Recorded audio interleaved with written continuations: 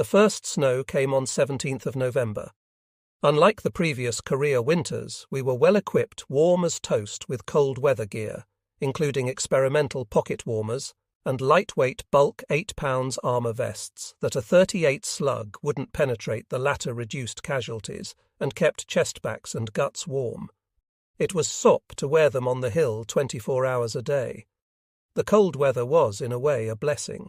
It made the ground like concrete and really reduced old bunker collapses. It also solved a lot of our sanitation problems. The decaying flesh along the wire froze up, and without the usual revolting stench, the rats found it a less appetizing target. We still had rats, of course, but were slowly winning the battle through our rat poison campaign for my own CP. Though I had a simpler, more straightforward solution lying in my sack, I'd watch the huge bastards scampering along the logs over my head. I'd lead on their tails, which would dangle over the side of the logs, and with a little Kentucky winded blow them away with my .38. The scheme worked well on 2 counts. I greased a lot of rodents, and few people entered my side of the bunker unannounced. With the cold as well came more incoming and more enemy probes. It seemed as if the North Koreans were making one last effort before the real winter set in. Only then would they go to ground and more or less hibernate for the season. But the boys who were getting better every day on the line weathered it all, including some savage hand-hand too, and combat against probes that made it through the barbed wire. One morning Locke rang. "What's the situation with Westmoreland, 30 days to the minute?" "The son of a gun. I thought working on it, sir, working on it." I told him things have been a little rough up here. The colonel accepted this, and I bought a little more time for the inefficient ex-sergeant major who, with no outside influence from me, had already been promoted to squad leader. The other item on Locke's agenda was the barbed wire higher headquarters wanted it cleaned up. So did I assured him, but hadn't figured out a way to do it without getting people killed. And I'd been delaying making a decision until the frost. The colonel decided the time had come and said he was sending up his ammunition and pioneer platoon to get started. The pioneers arrived, none too pleased about this duty.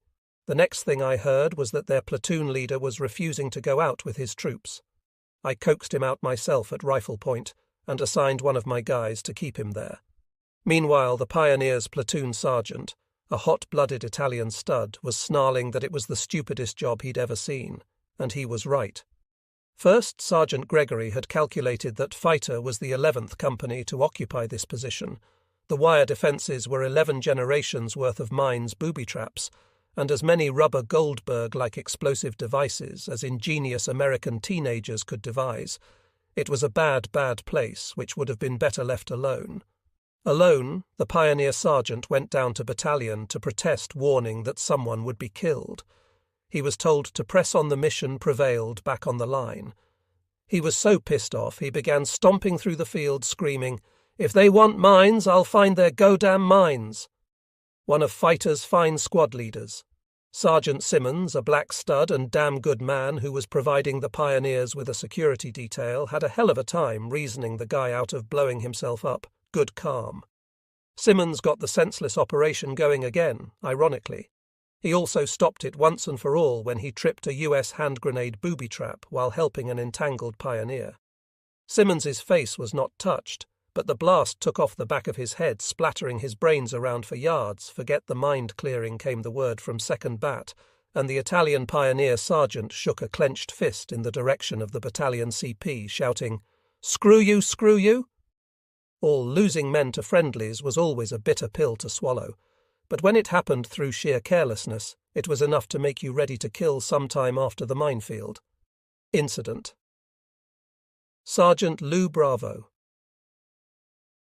A great brave parachute. Sergeant found his fighter patrol stuck out in no man's land, the 2 outposts having heard enemy activity along both withdrawal routes in our sector. In the end, I told him to bypass Fighter entirely after he finished the patrol. He should come up through G Company instead. I rang the CO of George, explained the situation, and asked him to alert his people that my guys would be coming through about 0500. He assured me he would when 0500 came, as did Bravo's patrol. One of the George ops opened fire on them. 2 men were killed as Bravo screamed, hold your fire, as soon as I heard I called George. 6. Your op is firing at my people, didn't you notify them? Why, yes I did, he said, which was a lie, as we later found out from the George op sergeant. Perhaps they panicked and thought they were under fire. Well, shut it off, I screamed, and we just took 2 dead. Pity George, 6 replied in a cool, even voice. Pity, pity, pity. By now I'd organised a group of good shooters to act as a sniper unit. They were excused from night duty and spent their daylight hours surveying the enemy trenches with damn good scopes mounted on 50 cal MGS and rifles. To give my C group a chance to be part of the action, I'd placed one of the sniper positions on top of our CP bunker under camouflage, painted burlap, now at first light the morning of the Bravo patrol. I felt like going up there, turning the rifle around and blasting George 6's head right off his shoulders. I didn't, of course, but I should have. As it turned out, it might have saved another man's life. In late November, the Assistant Division Commander Brigadier General Gordon B. Rogers visited the company. I took him through the little tunnel out to my op to have a look at No Name. Then we went back to the CP and drank coffee until there was a lead-up in the somewhat heavier-than-usual afternoon shower of incoming. As soon as the steel rain stopped, he ran out to the road, got into his jeep, and drove away a few weeks later. The Daily Dispatch included a general order Keogh awarding this very general of Silver Star. Since the date was the same as the day he'd visited Fighter, I read the Joe with interest. Apparently Rogers had, with great courage and utter disregard for his own personal safety, exposed himself to sustained enemy artillery and mortar fire over open terrain, while personally inspecting frontline positions. Well, I thought to myself, maybe he'd put something in his coffee I didn't know about.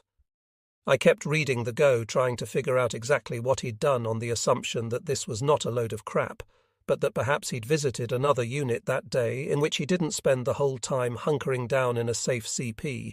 To deserve the 3rd highest combat decoration the US Army awards so far, he hadn't done one thing under any worse conditions than my platoon leaders and NCOs, or for that matter, every swinging dick in the company didn't do 24 hours a day, every day of the week. Then I found it the presence of a general officer in an area that was being continually shelled was an inspiration to all troops. Now I understood stripes and bars, just don't dazzle like stars. It wasn't what you did, but what you wore on your shoulders when you did it. My revelation was not quite accurate as it turned out. For about the same time, word came quietly down that all battalion commanders were to get a Silver Star for something too. Joe Rice was asked to sign a statement that Colonel Locke had come into his platoon CP under heavy and deadly fire. A quiet but serious fuss transpired when Joe refused. But somehow all the awards went through, with each battalion co showing great courage and personal disregard for his own safety, each exposing himself to sustained enemy artillery and mortar fire over open terrain while inspecting all of his units.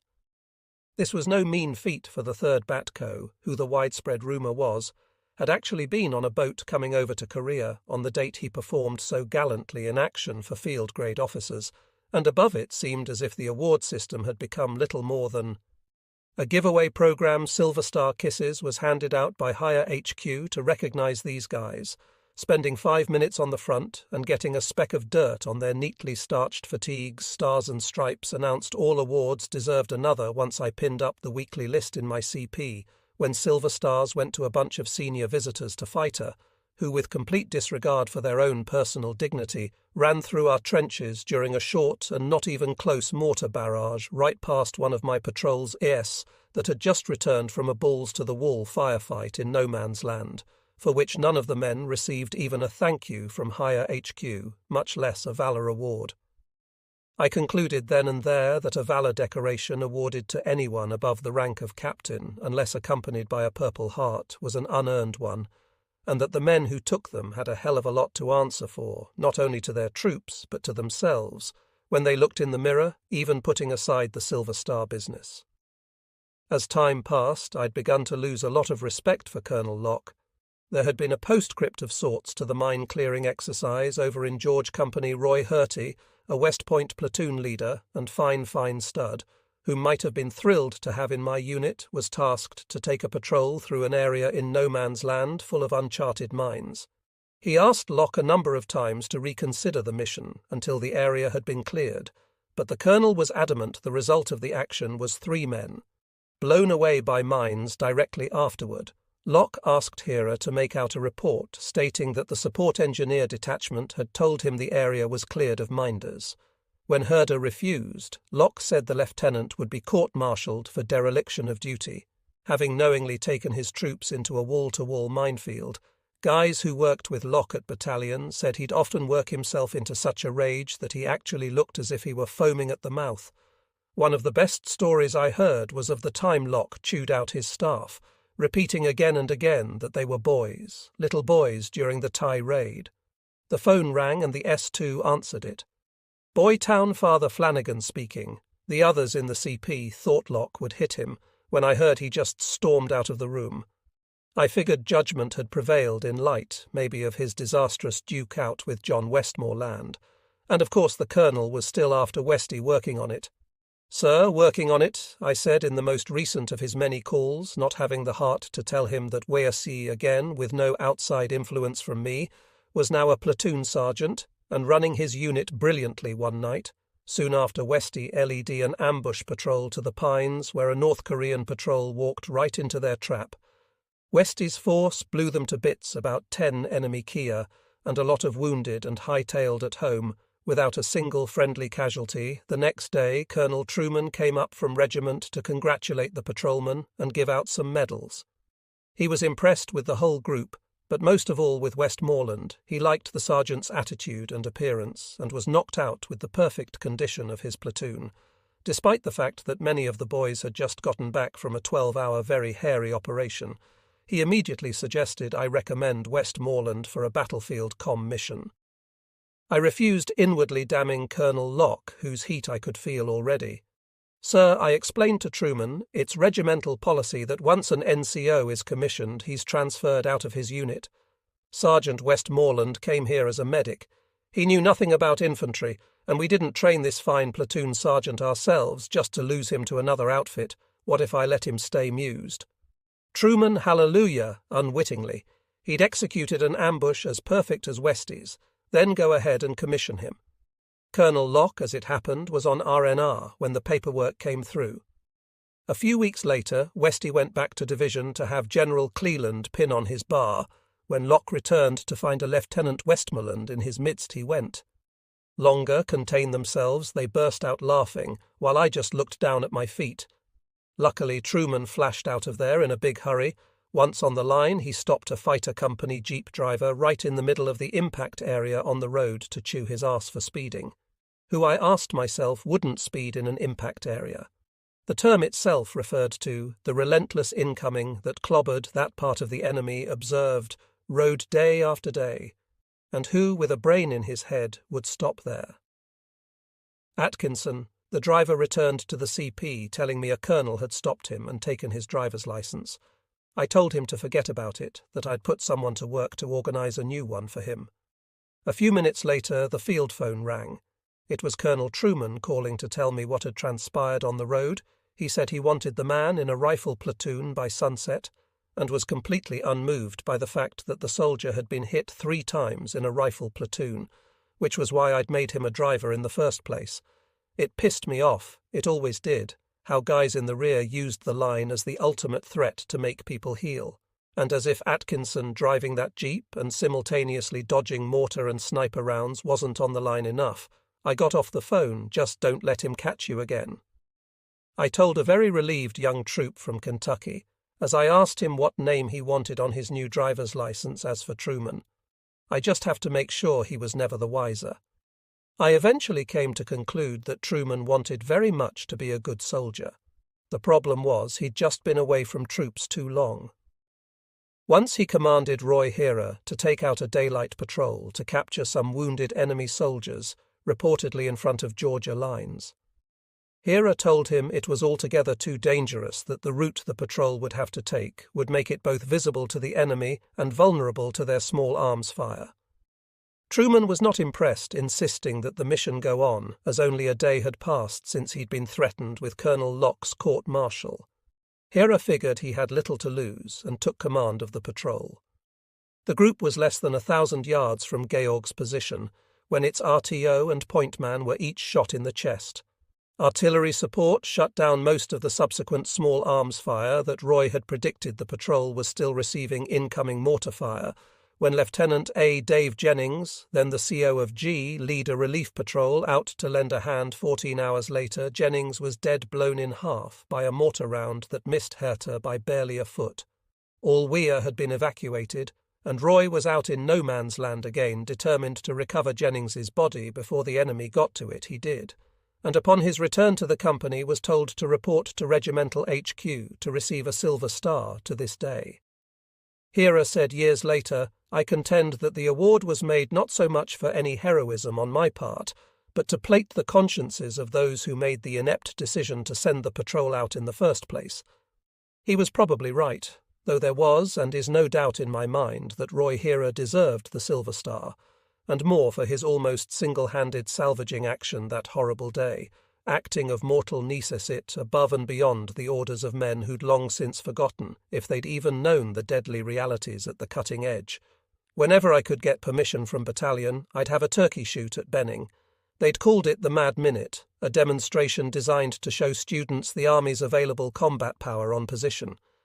It served much the same purpose. It gave the troops confidence in our punch, but it also allowed us to test all weapons in a major shootout on signal, after coordinating with units on our right and left, so they wouldn't think the world was falling in. We'd fire every available weapon at the enemy's position rifles bars, MGS and recoilless rifles, as well as supporting artillery and whatever else was around, like tanks, mortars and quad 50s.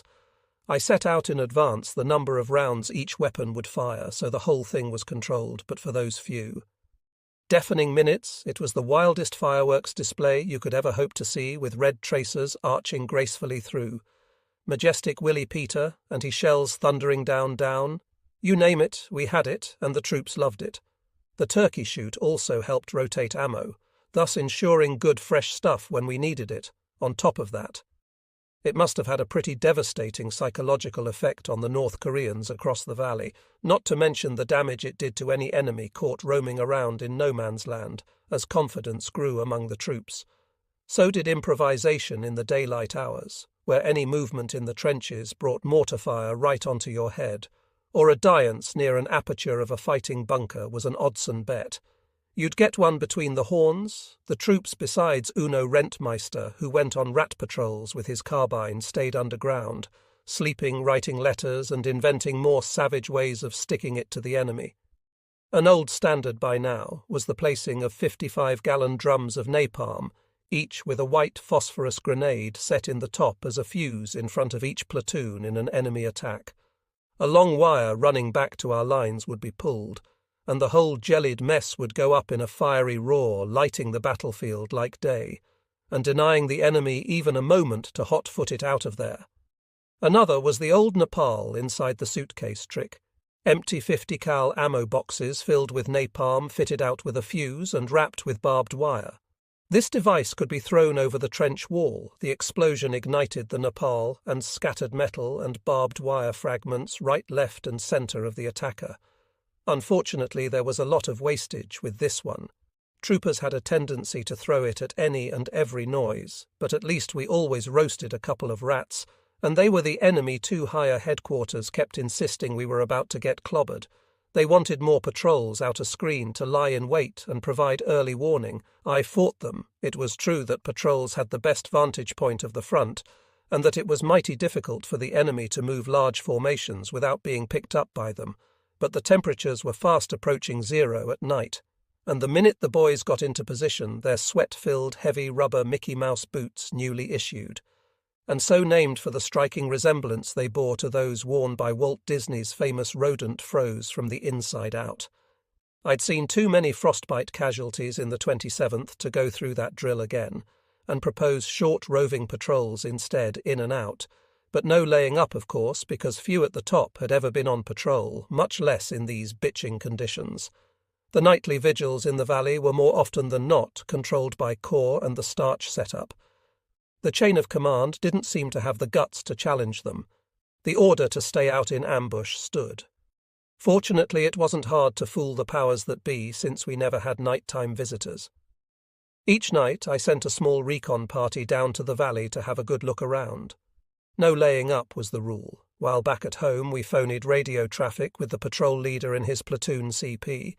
The only reason we bothered to dummy up the traffic at all was Westy had told me Locke and staff monitored our internal radios. If only they had something more important to do. I thought all too often once Locke commented about the excessive number of frostbite casualties Easy and George were experiencing while we and Fighter had none. His casual interest was the only time I thought our scheme would be found out happily when I told him the boys of Fighter changed their socks when they got in position and kept their fingers and toes moving. He dropped the subject and never brought it up again. It was a lie in terms of the officer's code of conduct. A lie as bad as any other lie, including the blatantly approved lies then running amok through the officer corps, prompted by those Korean certificates of loss. But the fact was I was slowly beginning to see myself developing my own code of conduct, rather a code. Of conscience, the rules of which were based on the needs and welfare of my men versus regulations, or the desires of my higher-ups. The switch was unconscious. It had probably come with the raiders, if not before the long-term ramifications were enormous, something I couldn't have known in 1952. But the little book of what really matters, what's really important, had begun to write itself in my head, and it was something I'd trust in the rest of my life. The morning of the 18th of December was cold and snow-covered. I'd stood the company down to 10%. We stayed at 10% during the day, 50% at night, and only when it hotted up did we stand to in the old British naval tradition, with 100% of the force locked and cocked behind their weapons and in their fighting positions. And because there wasn't anything urgent to attend to, I went out to my op to have a look at the battlefield before catching some shooty. The op was equipped with a Battery Commander BC scope, a highly magnified binocular periscope, with which at 1,000 yards you could tell if a soldier had shaved that day.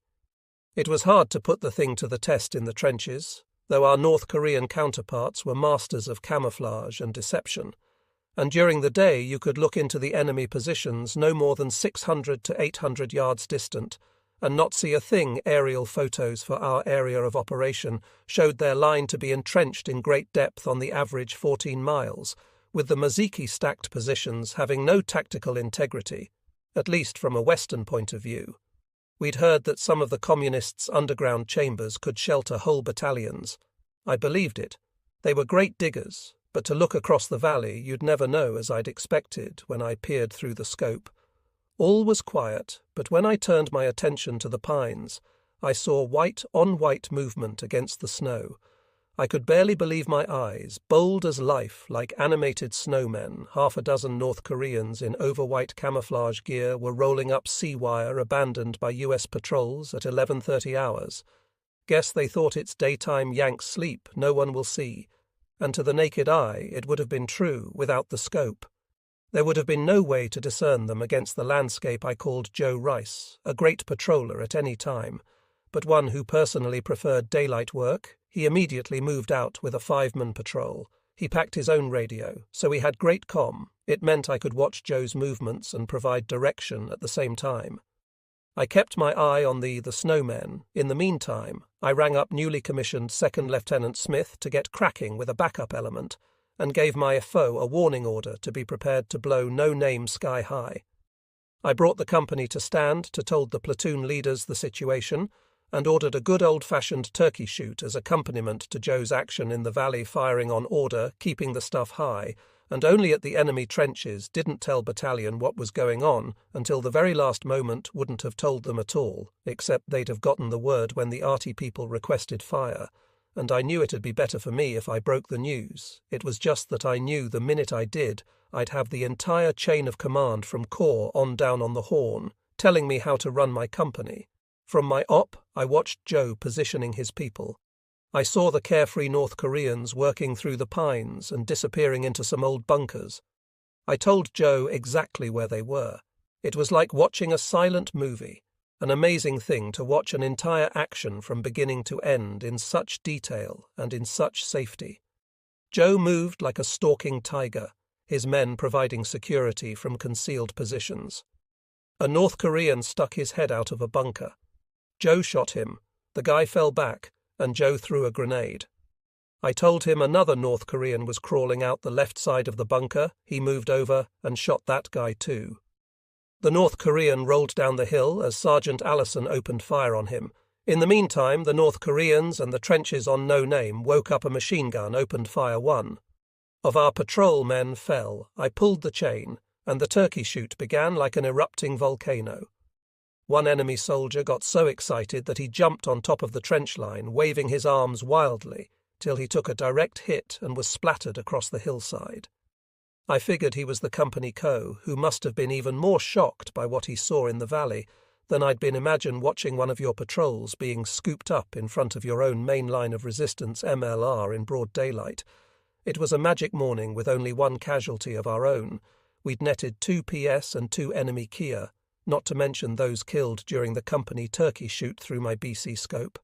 I watched Smitty's Ninian support group moved swiftly forward to evacuate the PS, and RAY told Joe's people to shift the enemy dead to a small clearing. That night we laid an ambush using the dead as bait. An enemy patrol fell right into the trap their comrades had frozen fast to the ground, and while a couple of white figures worked to break them loose, our ambush went into action and killed the whole enemy crew. All in all, it was not a bad day's work for Fighter within a few hours of Joe's return. Our position was inundated with visitors, battalion, regiment, division, corps, and army had President Truman bopped in too. I doubt I would have been surprised, but it was my own fault, really. I'd unplugged my phone as soon as the patrol got home safely, when I was besieged by everyone for a first-hand report. Our prisoners were the first to be captured in ages, and when the PS spilled the beans that they'd been tasked with getting intelligence for a regimental-sized attack. The North Korean Recon Patrol had moved into the Pines that morning to get a head start, but had been undone by their patrol leader, who couldn't resist picking up the rich man's wire higher headquarters, got so excited they could barely contain themselves. We got stacks of replacements and top priority on everything. Another element was brought in, east of the Gap. G Company shifted over and took part of our line to give Rice's platoon, who would take the brunt of an enemy attack, a tighter, stronger position. All this was very nice, except that the whole thing had been completely blown out of proportion. What we'd had was a local fight. Beyond regiment. No one should have given it more than a second thought. And in a normal shooting-scooting war, no one would have. They'd have been too busy worrying about the big picture. How bad they were making the enemy hurt across the entire front, the hows, whats and wheres that were necessary to break the enemy, positive winning thinking to make them reach the point of giving up. But at this point there was no big picture save the peace talks, and no thoughts of winning at all. Or so it seemed as a result. Bored, frustrated higher-level commanders and their staffs had nothing to do but mess with the troops the whole way down to squad level in this, the third year of the war. Whether or not to hold a pimple of a hill had become an issue for 8th Army, the Pentagon, and sometimes the President. The only problem was that while these guys hemmed and hawed over whether to withdraw or reinforce, and the political ramifications of each option down at the cutting edge. American soldiers died, it would come to be known as centralization. It gave middle management battalion and regiment an easy way out. They simply passed the buck up the chain of command. What do you think? I don't know. What do you think maybe we should call higher headquarters? Yes, that's what I think too, with no risk of failure to themselves. I generally unplugged my phone or reported only what I absolutely had to until the action was over. Or we really needed a hand. The big problem was artillery. Higher HQ could track your situation by that traffic. I always said I was going to get my own cannons. Then no one would know a damn thing until I was ready to tell them during this period. A regimental Kyo came to call. He told me he was planning contingency planning. That is a regimental attack to take some high ground directly to our front in an effort to tidy up the lines. Detail I couldn't tell him. We second bad officers were counting down his deros almost as eagerly as he. Locke's last day in the battalion was related to me by Dick Whedon. Now Ho Company, CE, Dick usually lived at battalion forward, but he went to the rear CP to make sure the colonel got off all right, he told me. Locke had gone into the mess about 0530. Old soldiers don't know how to sleep in. and when the mess sergeant served him, his eggs lock had looked at them, put his hand under the plate and slammed the eggs over under the table. "You goddamn people will never know how I like my eggs." He'd snarled with that. He put on his hat, picked up his gear, one tiny AWOL bag, when most senior officers had 2 or 3 footlockers, got into his jeep and drove away without looking back. Even once at the end of February we were relieved and sent back to 8th Army Reserve to train. Once again we switched with the 5th RCT. The REL went without a hitch, but Joe Love, now a captain, was nowhere to be seen. He'd gone back to the States, chosen by General Van Fleet to lead an 8th Army Honor Guard at the head of Eisenhower's first inaugural parade. Joe was a good man. He well deserved the recognition as we slipped off the hill. I saw my company together for the first time in 4 months. It was one of the great shocks of my life. Suddenly I thought I'd been commanding a company from the King's 1st African Regiment. There had been no natural light in the underground bunkers, while Atkins had devised a great lighting system for the CP, a truck battery hooked up to a sealed beam headlight. The troops had had to come up with a field expedient. Some had candles, but for most it was mosquito repellent with a cloth. Wick the latter sent off pounds of black soot, and with water rarer than good wine, no one ever thought to wash the grime off his face and hands, so it just sat there getting darker and thicker, until now, standing before me on that cold, cold old morning, wearing Mickey Mouse boots, long green field coats and pile caps tied under their chins, were almost 200 black-faced hill people with straggly long hair, haunted eyes and bedrolls under their arms. 6 weeks later, we were back on the line, this time east of the Gap. Oh, for the days I'd sometimes think about our last position. It hadn't been good, but this place was horrific. We relieved a South Korean unit that must have known as little about field sanitation as it did about fighting the position on hill.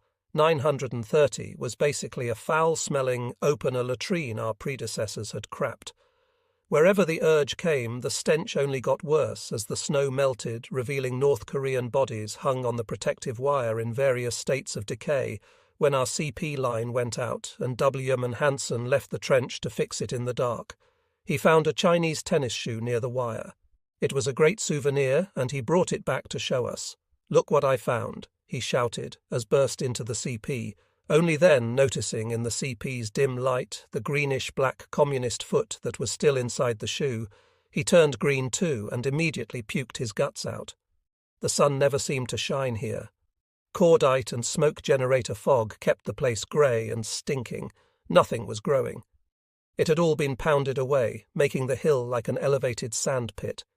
Yet the incoming was still as regular as breathing, the noise so deafening, the barrage so intense sometimes that you were sure no one would survive. It's always the one you can't hear that gets you. You'd think crawling inside your flak jacket while trying to figure the odds of one of those Soviet mortar shells bearing your name. Amazingly, we took few casualties. The troops just screwed themselves deeper and deeper into the ground. Hill 930 was a steep, winding 1,000-yard climb from the nearest road.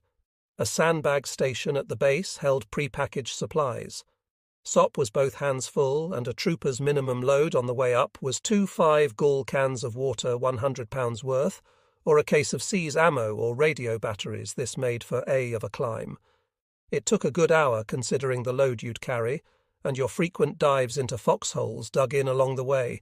We lived right in the shadow of No Name and another high enemy-held peak, the troops called Stalin Hill, both of which looked right down our reverse slope. Smoke generators belched out clouds of heavy white fog to deny enemy observation of particularly hot spots on this slope, which the North Koreans enthusiastically blew the hell out of. The ruse worked beautifully, except that the clothes, hair and tongues of the hill people ended up coated with an oily, horrible-tasting film. We used large camouflage nets, too, to deny the enemy observation of the position, but these were frequently blasted, and it was a big, dangerous maintenance task to get them up again. The relentless incoming, notwithstanding the position, was easier to defend than the one we'd left 6 weeks before. It consisted of 3 long Tigger lines each, a steep, narrow, company-sized avenue of approach with damn good wire, and mine work, other than the sanitation conditions the South Koreans we'd relieved, had actually kept the position in fine shape that channeled the enemy right into our defensive fires. The outpost line was excellent. Well-dug good wire with a formidable squad-sized bunker on the military crest of each ridge, with a deep connecting trench back to the main line a couple of 100 yards below. We had nighttime floating LPS, which would find the enemy and bop back to the nearest outpost, which in turn would call for help. Then we'd get artillery going thousands of rounds worth, and flares to light up the sky, while the op took the attackers under fire, and scooted back to the line. By then the rest of the company would be at 100% and ready to do battle, be it with grenades, bullets, or bayonets. There were no trees left on the hill yet, looking into the nighttime darkness, beyond which lay the enemy. It almost seemed like an impenetrable jungle out there in silhouette. You'd see metal stakes jutting up at weird angles wrapped in barbed wire, and haphazard rooted in the earth around these were big rolls of concertina wire. In a way it was a jungle, an awesome jungle of death, but by no means impenetrable. The North Koreans still had their gutty little sapper damn good soldiers, all of them, who'd crawl up to the line and silently clip through or blow a hole in the wire with Bangalore torpedoes. Their infantry would be right behind to rush through the custom-made gap. Our OPLP system nipped most of the not infrequent enemy attacks right in the bud alert. Soldiers meant no Pearl Harbors, and our artillery defensive concentrations hammered down on the aggressors before they could breach the wire one night. We got more than 50 enemy Kia without one trooper's weapon being fired. The enemy walked right into killing zone and got smashed, the new ETH Army CG and Darman, from way back when Maxwell D. Taylor must have been crowing. I know we were. The Americans really had the best and best supplied artillery in the world historically. It and the eager outpouring of our assembly lines had won every war since the North's heavy industrial base brought the South to its knees in the Civil War. Tactical skill, the abilities of generals both came second to our capability to out-equip and outshoot our opponents. Often remembered Italy in 1946, when I was detailed to guard German prisoners of war. One of the prisoners was a damn tough lieutenant captured at CNO. He spoke English, so I whiled away my duty hours, giving him a hard time once I asked him why, if he and all his crowd friends were such brilliant soldiers, and such supermen was 15-year-old me, the one holding the weapon, and he was a prisoner of war. He answered me with a story. I was an anti-tank battery commander. He said we were on a hill, and the Americans kept sending tanks down the road below. Every time they sent a tank, we knocked it out. They kept sending tanks, and we kept knocking them out until we finally ran out of ammunition. The reason I'm here, he finished his story, is that the Americans didn't run out of tanks. Now the Air Force was doing a job on North Korea, 700 tons of bombs and thousands of gallons of napalm, sometimes dropped on the capital, Pyongyang. In a day, it was a strategy of sorts, bomb them back to the Stone Age to keep them at the bargaining table at Panmunjom. The only thing that didn't track was my memory of things I'd read about Nazi Germany. We bombed them to Kingdom Come too.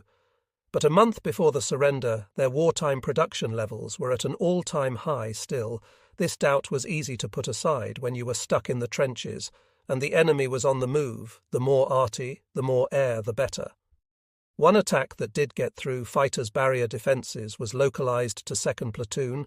When I saw that the rest of the company wasn't under attack, my RTO, and I went racing down the trench to lend a little moral support. A mortar round came crashing in on top of the sandbag line trench right between us. Fortunately, it didn't knock me down. In fact, it kind of inspired me to pick up the pace on the downhill stretch. The RTO was packing a PR-10, and I had the handset. The radio cord between us went taut. He wasn't keeping up after a few feet of this. I turned around to tell him to stop dragging his ass, only to find it was about all he could do, and that was only because I was there, pulling him along by the radio cord. The RTO no longer had a head. He must have walked right into that mortar round 3 feet ahead of him. I'd been untouched. It was the luck of the draw. And my first thought was, I needed another RTO. One of the things about combat that remains unexplainable to those who've never experienced it is the apparent callousness in the face of death. I'd learned the first year in Korea that in war, a soldier or a leader is about as indispensable as the hole left by a finger in a glass of water. Every good leader is missed as an individual, and there are never enough real leaders, but there is always someone to pick. Up the chips and do the job a few days after my RTO was killed, I had to brief 4 NCOs who were to lead a complicated patrol. We met at first light, the only time we could get away with it, without being blown away by enemy sniper or mortar fire, and lay down in an open recoilless rifle position. The sun was just rising as we poked our heads up, eyeballed the fog and shrouded objective and rally points, and discussed the plan when I was finished issuing my order, ducked and weaved my way back to my CP bunker, leaving the 2 patrol leaders and their FARs to tie down final details between themselves. Just as I was about to enter the bunker, I heard a whoosh and an earth-shattering thump, ugly black 120 mortar smoke. Rose from the position I'd just left. I ran back to find one leader, dead one guy with chest wounds and the other 2 minus legs, all from one round out of the blue, right on target. I couldn't do anything for the chest wound, not a cobweb in sight, but I thrust my hands to stop the wild rush of blood pumping out of their femoral arteries. I held on until the medics took over. Before long, litter-bearers had the Kia and wounded leaders on their way down the tortuous, windy trail, and I was left with the problem of who the hell I'd get to lead. The raid, of course, replacements were found, and the patrol crossed the LD on time. The fact is, generally there's no time out for mourning on the battlefield, but it's really no different than the father of 10 who comes home to find his house on fire with all his kids sleeping inside. He doesn't stop and cry over the first child he finds dead to do. So would be to sign a death warrant for the other 9. A CO is often in the same situation. To do anything but continue on would be complete dereliction of duty, and in the larger picture could possibly lead to even worse carnage among his troops. So you do what you have to do and only lay when things settle down. Do you allow yourself to grieve? Lieutenant Colonel Herbert Mansfield, who'd replaced Major Hemingway, who'd replaced Colonel Locke as Battalion Co., came up to see us every week or so. I liked him. He was an old friend of Cleveland's, well-educated, a World War II airborne vet who regularly held forth on international and big-picture events. He took a keen interest in my development, offering almost fatherly advice about military ways. All in all, he was a good man who always wore his .45 along his spine under his web belt. A trick I loved and immediately adopted for my own, Mansfield was always cheerful when he trooped the position. At first I'd been worried because just days before we went back online, he and I had gotten into a flap over parade ground. Antics I'd thought the troops' time could be better spent, and told Mansfield so in downright rude terms it was not very wise. But at 22 I never got high marks for tact. I always charged in and ended up with my size 11 boot right in my mouth or arse. In this particular case I'd inwardly excuse myself somewhat because I was still excited over another big surprise I'd received in reserve, in some ways even bigger to me than being promoted field march, when I saw a wolfhound jeep coming down the battalion street. It had no business being there. The wolfhounds were about 150 miles away, on the west coast. The jeep had come toe-screeching halt in front of Fighter, and out jumped this little guy with a walrus moustache. He started running toward me, and by the time I realized who it was, the one and only Fred Crispino had thrown his arms around me in a big bear hug. Chris had been over in the wolfhounds waiting for me all that time as first sergeant and dear old George. He figured I'd never made it, and I'd plumb forgotten our rendezvous because of the rush of getting Fighter Edge honed sharp. He'd only found out where I was when he noticed my name in an article about Fighter Company and stars and stripes, at which point he'd gotten permission to make tracks for the Eastern Front. We had a wonderful reunion, like the good old Raider days. Chris stayed in the boo, and we drank, sang, gambled, and told war stories the whole time he was there. It was great seeing this dear friend, whom I respected so much. It tried to talk him into coming over to the Fireball, but he wouldn't. We were best buddies. But Chris was a wolfhound. First, we decided that the war was nonsense, and nothing in Korea was worth fighting for, if for no other reason than South Korean President Syngman Rhee in a drunken rave. We realized that an Oriental with a name like that should have been suspect from the beginning. Still, the war must go on, we'd said with a final hug. Then he got back into his jeep for the journey west, and I lost my temper with Colonel Mansfeld. Happily, we'd patched it up. By the time we went up the hill, Mansfield had ordered us to paint our faces with SE rash and instant coffee. He really was a smart old fox who realized the disguise might buy our US unit a bit of time after our relief of the South Koreans. Now that we were up there, his visits were uniformly welcome besides the Kolol, though guests were few and far between to this position. Even without the incoming, the steep climb to reach us was generally enough to keep them away. Still, Mansfield would occasionally call to say he was going to bring up some VIP or another senator's congressman generals. To them, coming to our position would mean they'd been there to me. It meant my troops were going to be harassed, since they would have to be preparing for an inspection when they could be getting some sleep. So we developed a very effective technique to keep unwanted guests away. Whenever unher of VIP was scheduled, I'd have the attached recoilless rifle section poop out a few rounds, boom, boom, boom, very loud, with the attendant puffs of black recoil smoke, which looked exactly like incoming. Within moments the phone would ring. "What's happening up there?" Battalion would ask, "Just an extra dose of incoming." I'd say nothing to worry about. It wasn't exactly a lie. We averaged from 400 to 800 rounds of incoming a day across the company front anyway, and by now the enemy had usually thrown a little something extra our way in response to the recoilless rifles. I see would be the reply. "Maybe it's not such a good idea to come up there. Maybe we'll take Congressman Smith over to Easy instead."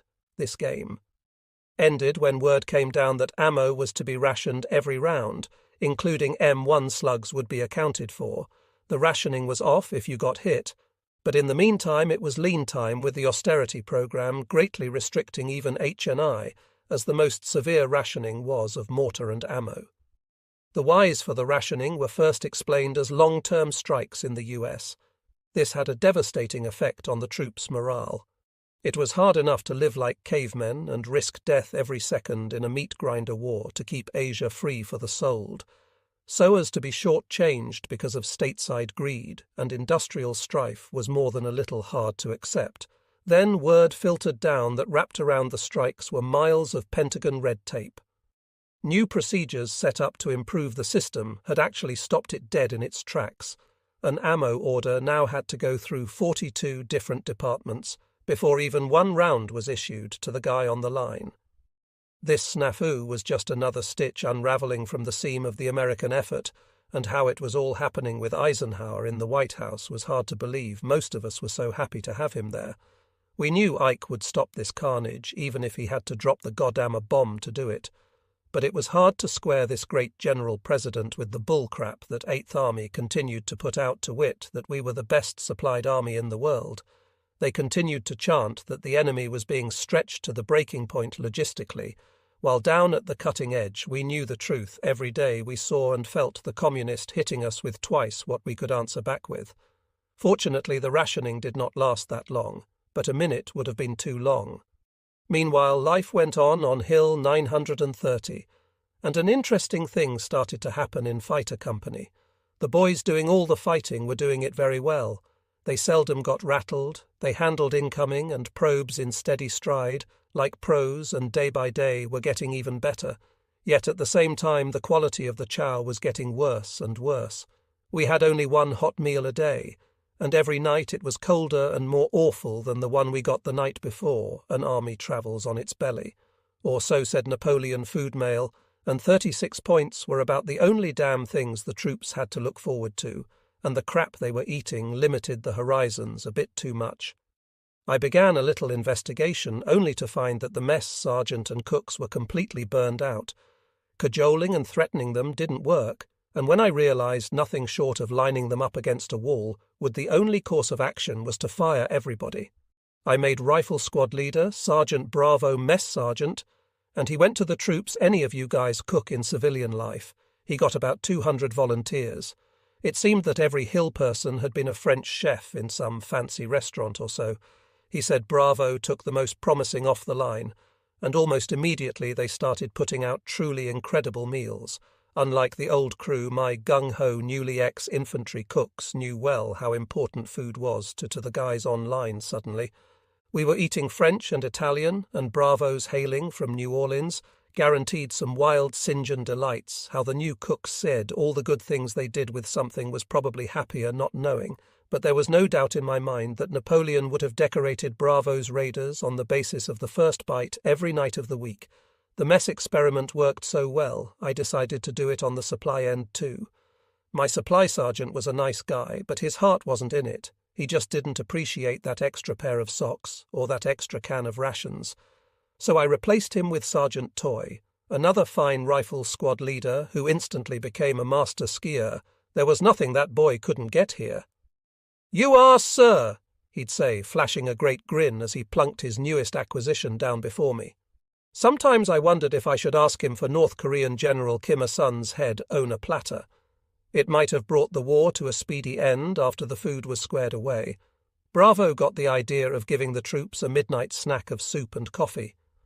Brinkley, one of the new ex-infantry cooks, thought this was a great idea, and volunteered for the job. He organised a hill kitchen in a vacant bunker near the company CP, and soon every night we had hot soup from those delicious dehydrated soup packets and fresh strong coffee just when we needed it most. Then, in accordance with the great American dream, evolution occurred before I knew it. Brinkley had a big production bakery going on top of the hill. He carefully lined the hub of his booming enterprise with ammo containers to make it rat-proof, and outfitted it with stoves and all kinds of kitchen paraphernalia at midnight. The warm aroma of cinnamon rolls and coffee cakes. Hot soup and coffee wafted through the position. Runners from each platoon shuttled mouth-watering treats from the bakery to their buddies. No doubt it pissed off the North Koreans who didn't get a share now, and then they'd send a mortar round in Brinkley's direction, and our resident baker was probably the only cook in East Army to get wounded 4 times. But the wounds were always superficial. None of the cakes seemed to fall, and the bakery was always open for business. The next night, about this time, I heard a story that the George Coe, who'd gotten Bravo's patrol shot up, had shot and killed a young Oklahoma A&M DSC winning lieutenant. I was sick. I didn't know the lieutenant, but still felt a heavy weight of responsibility for the incident because I'd had a confrontation with George VI in reserve, which almost mirrored the events that led to the young lieutenant's death. I'd been sitting at a long table in the Bock with Smitty Westy Price and a new great young officer from Boston named Richard Alexander, when suddenly George VI came storming through the door, followed by his red-headed XO. "What's up, Captain?" I asked him. He looked really weird. Eyes all bulged out, melted snow dripping off his flushed red face. But just about the same time I realized he was drunk, he pulled a .45 caliber pistol out of his parka and pointed it at me. "I'm going to kill you, Hackworth," he said. I didn't know what was going on. I would have thought it was some kind of drunken gag, except that he then advanced towards me, pointing that cannon at my head very earnestly.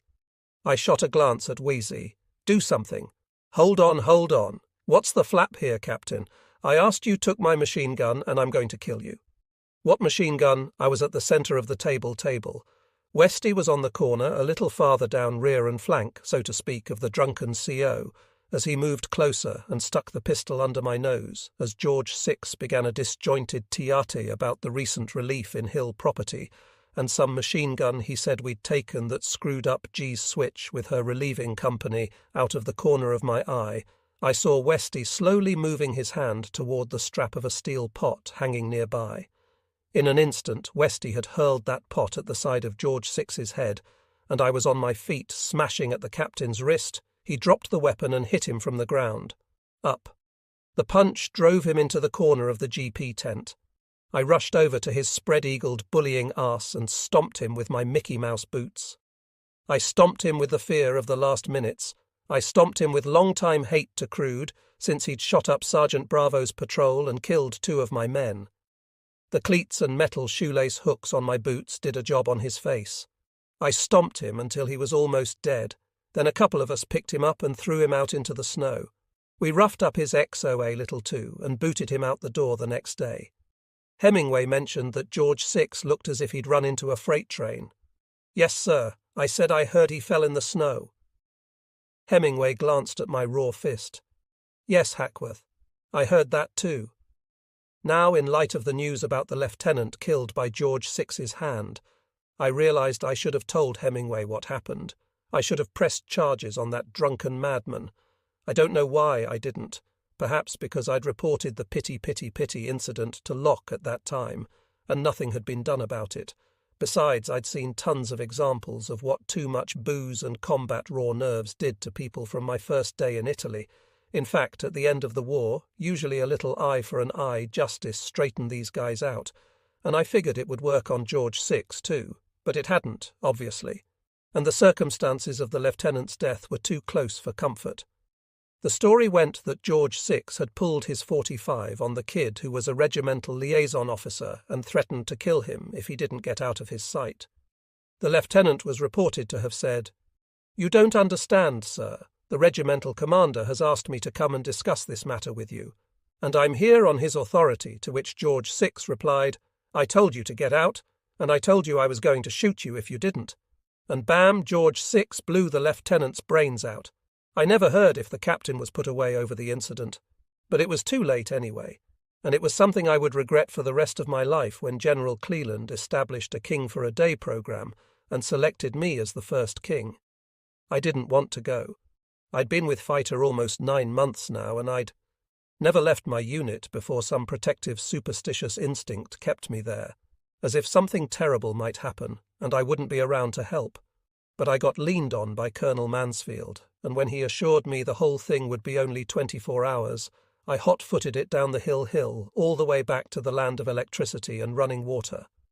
The purpose of Cleland's program was to find out problems at the fighting level firsthand, and at the same time honour the rifle company skippers, who carried the true burden of the war as such. It was VIP treatment from the moment I arrived at division.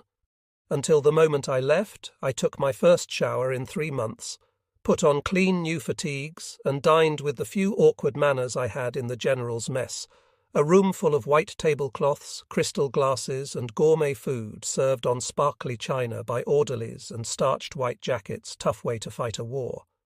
But I couldn't even begrudge Cleland. He was every bit a soldier, despite the luxury that came with his job. I sat with the general during his morning and evening briefings, and spent much of the rest of the day checking in with G3 operations to find out what was happening in fighter sector. That night, Cleland and I had a long talk about my future. He was worried, he told me, the army was going through one of its most significant changes in 100 years, and there could well be no room in it for me, for the first time ever. America was going to have a standing army. This Cold War was here to stay a new army, where being a top fighter and troop leader would not be enough. The war would soon be over. There would be cutbacks, and the first to go would be officers without education. I had to go to college, he told me, or West Point. He felt I had great potential to ride to senior rank, if I got that little bit of sheepskin to show I was a thinker as well as a warrior, and he said he would help me in any way he could. Cleland was from the army of soldiers. He seemed saddened by what he was telling me, by all the changes he saw coming. And for myself, after 2 years in the officer world, I still thought like a sergeant, meaning I just assumed I'd go from one unit to the next throughout my career, training troops and making them better. Now suddenly the emphasis was on making me better in the classroom of all places, and I didn't know what to think. I lay awake most of the night on the wonderful fat mattress of my 3/4 bed at Division Y. Hadn't given much thought to my future, still had a while before my 3-year officer commitment was up, and had hoped to see it out with Fighter Mansfield was pushing me to go home. I had my 36 points, but I didn't want to. The war would soon be entering its 4th year, and as much as I hated it, I couldn't see. Walking away, a slow bitterness welled up inside me. I'd served my country well, I hoped, God damn it. I thought, what's so damn important about a college education or West Point? I only wanted to be a company commander, and after almost 7 years at company level, one thing I was sure of was you didn't need to be some mental wizard to kick ass, take names, and run a good outfit. All you had to do was know your job. A voice bellowed up from the dark valley floor. "Okay, Hack," he replied. "First platoon. Let me tell you about my platoon leader. Alex's legend might have begun.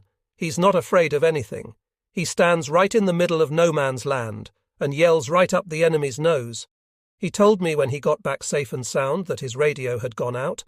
He'd assumed with all the friendly fire and all the light that something wasn't right and had already decided to come back a different route, no sweat. So I wanted... Alexander Mansfield refused. He didn't like Alex. He told me he was a wise ass, which was true, but all my guys were wise asses, cocky wise asses. In fact, because that's what I wanted them to be. You've got to be pretty confident to spend your days as a moving target.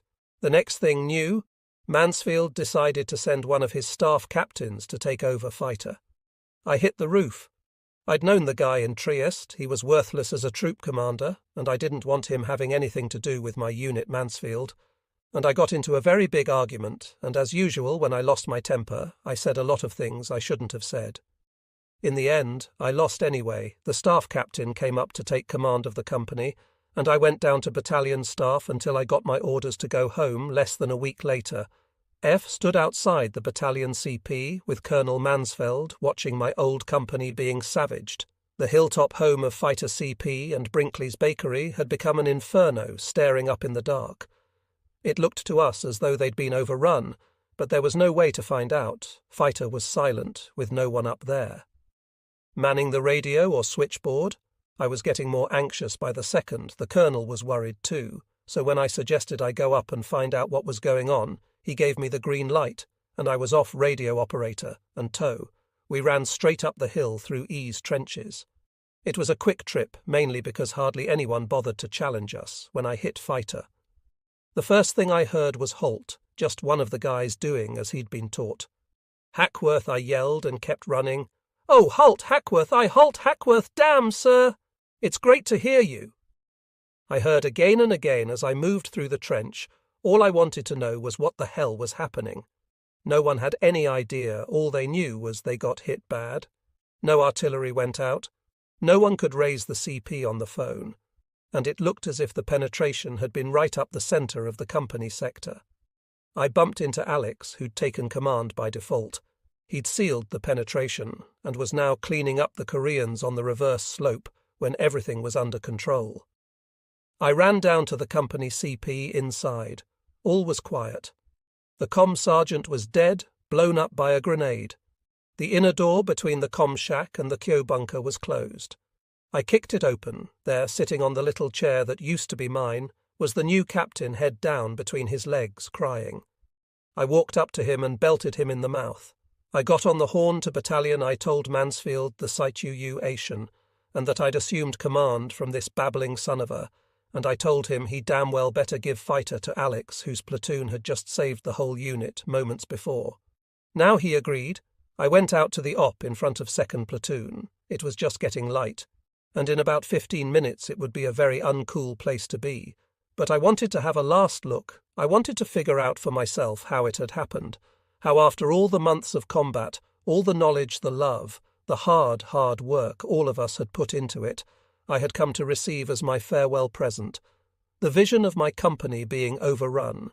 Fighter's men were cleaning up the battlefield, evacuating our dead and wounded. An occasional enemy mortar round came crunching in the sights, and sounds of death were all around me. Yet I was not there. I was somehow removed, as if I were watching from a great distance, a surreal dumb show not intended for an audience for almost 3 years. I'd seen, heard and smelled death among my friends and among my men, but as I hovered over Fighter in my mind's eye, I knew that never before had I felt death so strongly as I did now.